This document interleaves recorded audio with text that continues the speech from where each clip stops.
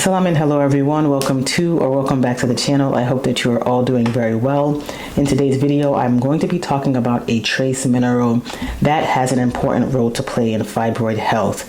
This trace mineral that I'm talking about is iodine. Now, what I want to do in this video is I want to talk to you about what iodine is, how it is important, and what role it plays in fibroid health. And then number 3, what does the research actually say about iodine and fibroids? Some of you may have tried iodine in the past for fibroid size reduction or elimination. For some of you, this is the first time you're hearing it. And what I want to do is I want to talk about those 3 things, and then I also want to have an open discussion, if you are open to it, about if you've tried iodine, what were your results? So let's dive into what is iodine. Now, again, iodine is a trace essential mineral. Iodine is important for the production of our thyroid hormones, T3 and T4. We need those thyroid hormones not only for metabolism, but also for growth, for energy, and also brain development. But also know that iodine is also important because although it's used to make thyroid hormone, it is also concentrated in glandular tissue.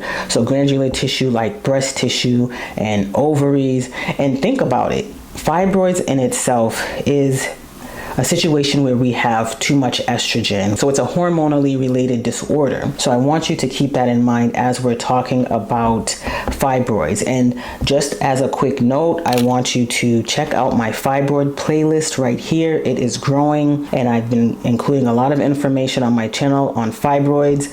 So take a look at this. I want to just make you understand that when I talk about fibroids in some videos, I'm going to keep it very basic, really talking about how these leiomyomas cause a lot of trouble with women's health, but also how these are being treated in our current day clinical settings. So think about checking out this playlist when you're done with this video. Now let's dive into the iodine and fibroid connection. Some researchers believe that women with fibroids are likely to be deficient in iodine. They're usually seen to have had nodules or goiters, but that's just rare. There's no clinical research or observational studies that can clearly pinpoint that situation, but some researchers believe that to be the case. One thing is important is that iodine has not been proven to cure or cause fibroids, so that's really important to know.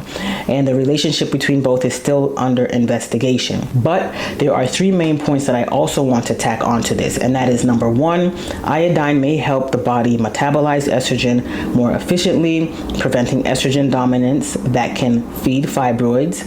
Number 2, it has antioxidant and anti-inflammatory properties which might reduce oxidative stress in uterine tissue. And then number 3, since iodine supports thyroid balance, it may indirectly help regulate other hormones that affect fibroid growth. So that is what the current research is stating with regards to iodine and fibroid growth. Now let's talk about what the research says and doesn't say. Now again, as I mentioned before, there are no clinical trials that clearly state that iodine can cure fibroids, and I want to make that very clear. No large clinical trials exist. However, there have been some observational studies and integrative medicine reports that suggest it may help, particularly in women who are deficient in iodine. And when I talk about integrative medicine, that is traditional medicine mixed with I think it's called complementary and alternative medicine. So CAM. So that's traditional medicine with CAM, complementary and alternative medication.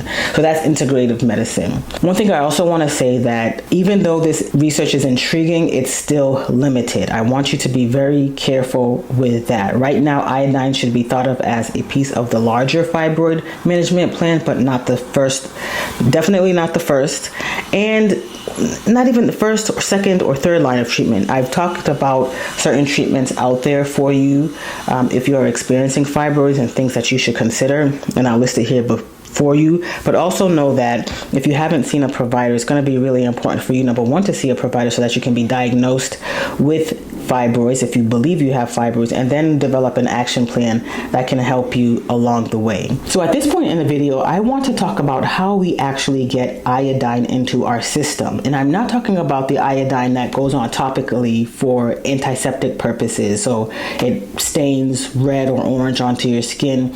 I'm actually talking about the iodine that we eat or that we ingest. So number one, we can get it through food. That's the primary way we get our iodine. It's either through seaweed or iodized salt or seafood, as well as dairy and eggs.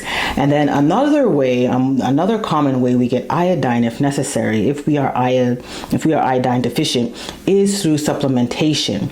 Now, typically we are looking at anywhere from 150 micrograms all the way up until 1,100 micrograms of iodine dosing. However, it's going to be important to know that with these supplements, potassium iodine, for example, or molecular iodine, for example, it's going to be important to, number one, work with the provider to actually make sure you are iodine deficient. If you are not iodine deficient, you don't want to enter into a state of hyperthyroidism by taking too much iodine because you want to treat fibroids. So although it may have a positive effect on fibroid size and growth, you still need to, number one, check your thyroid hormone levels, your iodine concentration levels, and the actual fibroids that are impacting you. So know that, yes, it's out there and it's being used, but whether it's for you or not, you'd have to talk to your provider on whether or not it's going to be best to try. Again, research is limited, so we really need some more research, and that's what we're hoping for, is that, you know, a lot of the research that's out there, the funding that's going towards research, is actually funneled into women's health, because we are lacking in terms of how much money is being funded into fibroid research. For example, 70 to 80% of all women experience fibroids. So it's kind of mind-boggling, or not kind of, it is mind-boggling why more funding is not funneled towards that research, funneled towards how to alleviate, cure, reduce the size of fibroids. So that's food for thought. Now let's talk about safety and side effects of iodine. Too little iodine is a problem, and too much iodine is a problem. That's that's a given, that's understood. Excess iodine, on the other hand, can actually cause a big problem, especially if you are already having an autoimmune disorder that is thyroid related. So it's going to be important that if you want to consider iodine, to talk to your healthcare provider to get the appropriate lab tests done. But it's also important to start with food. If you know that you are iodine deficient, for example, start with food. Start with the seaweeds, the seafood. If you can, if you're not allergic to seafood, try dairy, try eggs. If those don't work, then you might consider supplementing with the iodine drops. But it's going to be important that you talk to your provider to see the best pathway that is going to work for you. Now, to sum up, it's essential to know that thyroid and hormonal health, they're all connected. And although it might play a role in fibroids development within the uterus and the cervix, we do not know 100% if that is the actual cause or one of the causes, or if it's a linear relationship. What we do know is that estrogen is dominant in the majority of women who are experiencing fibroids, and that fibroids do start in anywhere from your 20s, 30s, and 40s, and makes this grand, presence for women in their 40s because of the way our estrogen levels are fluctuating. Hormones are fluctuating during this time for many women who are in the perimenopausal stage. So those fibroids can become more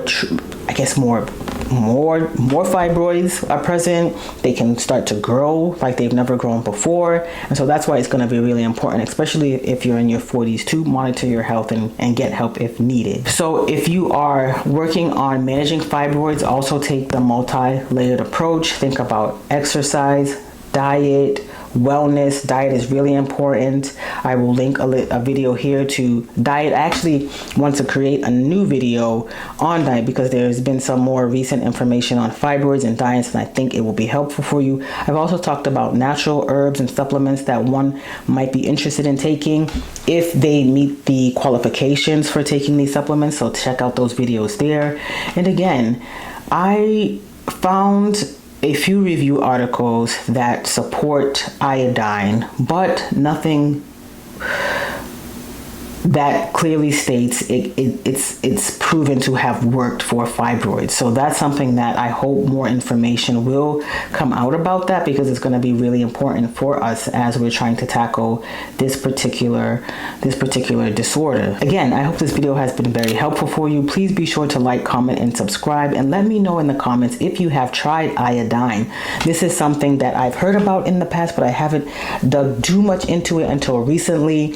And I mean, there's a reason why we're probably not hearing a lot about it, is because the research is lacking. But if you have tried iodine, or if you have heard about it, let me know in the comments. Let us know how it went, how it's going, or if you weren't a candidate because of your thyroid, because your physician just said, you know what, it's not proven in clinical studies to work, so I think it's better we try other alternatives that have seen more success. So I hope this video has been very beneficial for you. Thank you for watching, and I'll see you in the next video. Take care. Bye.